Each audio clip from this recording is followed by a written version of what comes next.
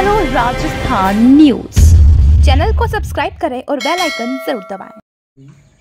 और उपचुनाव के माध्यम से भारतीय जनता पार्टी ने प्रदेश नेतृत्व में उनकी धर्मपत्नी शांता देवी को सलूम्बर विधानसभा से भारतीय जनता पार्टी का प्रत्याशी बनाया है।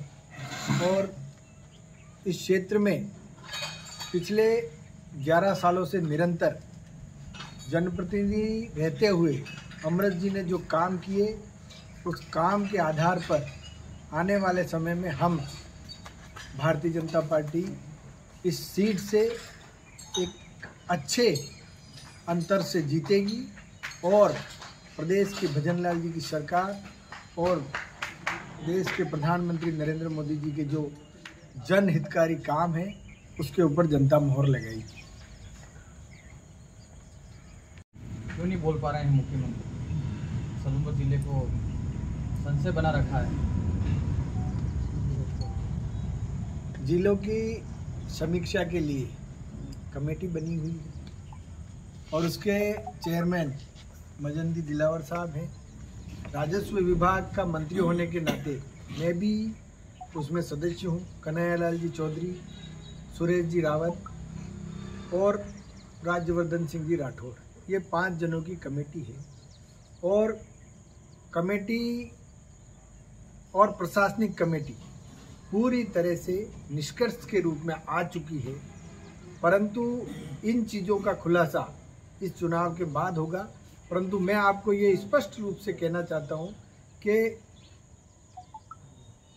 जो भी ये कमेटी निर्णय लेगी वो जनता की भावना को साथ लेके और इस पूरे क्षेत्र में जो आवश्यक है उसका करेगी। इसमें कोई राजनीति नहीं होगी।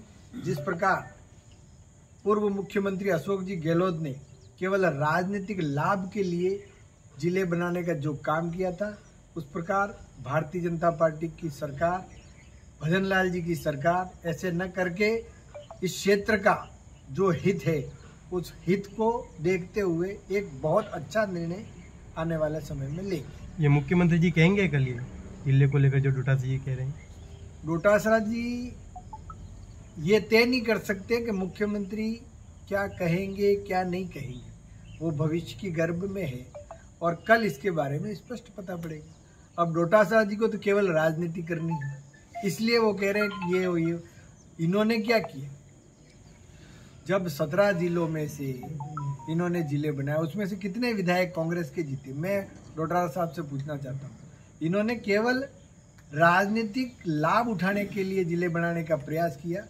आज की स्थिति में उन जिलों की स्थिति यह है कि आप सोच नहीं सकते, प्रशासक नहीं है ढंग से, प्रशासनिक स्थिति पूरी तरह से बिगड़ी हुई है, परंतु इनको केवल राजनीतिक लाभ लेने के लिए करना था। भजनलाल भाजपा और कांग्रेस 2 पार्टियां चुनाव लड़ती थी, अब तीसरी पार्टी बाप मैदान में है और कहीं न कहीं एसटी के 1.5 लाख के करीबन वोटर हैं। तो सर युवा की कहीं न कहीं बाप के साथ जुड़ा है, इस पर आप क्या कहेंगे?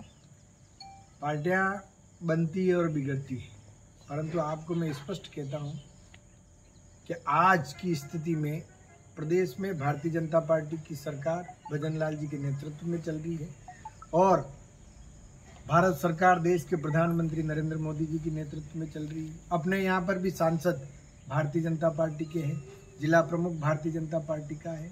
तो जनता और इस पूरे विधानसभा क्षेत्र की जनता मन बना चुकी है कि उनको पहली प्राथमिकता विकास की है, आधारभूत आवश्यकता की है।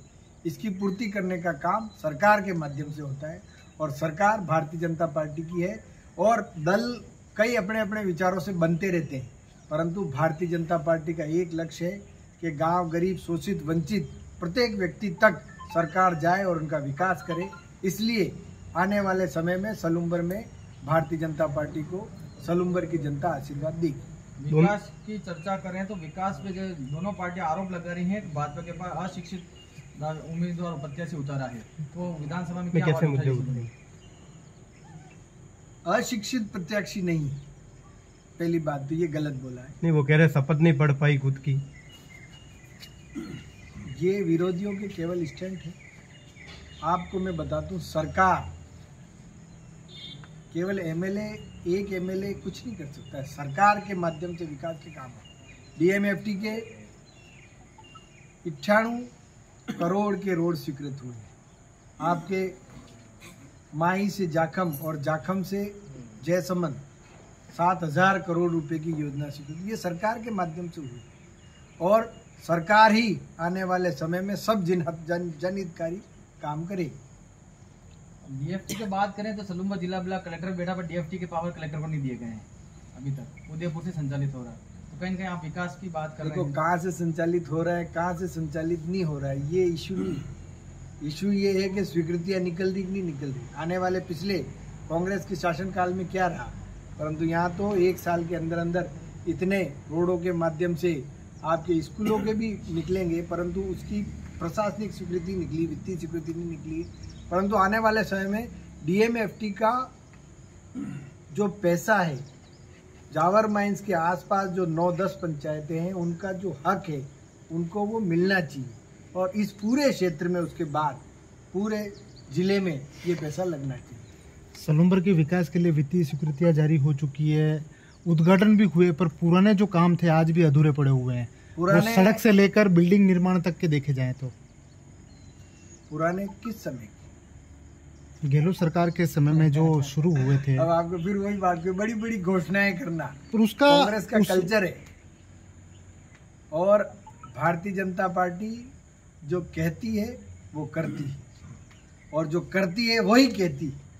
और ये जो आपके जो रोडों की स्वीकृतियां है, ये चुनाव के बाद चल जाएगी आपकी स्वीकृति, बिल्कुल। अभी तो स्थिति सलूम्बर जिले में रोडों की काफी खराब है। लोग आने जाने में, पैदल चलने में अपने आप को असुरक्षित महसूस कर रहे हैं। पिछले 5 सालों में कांग्रेस की सरकार ने केवल और केवल बड़े बड़े वादे ही किए, काम नहीं किया। अब स्वीकृतियां निकली और अब काम चालू हुआ है भारतीय जनता पार्टी की सरकार के माध्यम से। ठीक।